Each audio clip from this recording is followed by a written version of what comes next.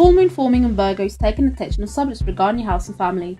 You can experience developments with your family members and parents and also get conclusions in buying or selling houses, renting, moving and refurbishment. Your emotional sensitivity will increase. You have to protect your stomach and immune system and take care of your nutrition. We are in the Jupiter day today. The moon progressing in Virgo is at the full moon phase. In the evening at 8:07, the moon is going to make an opposition aspect, and 14 degrees in Virgo, a full moon is going to form.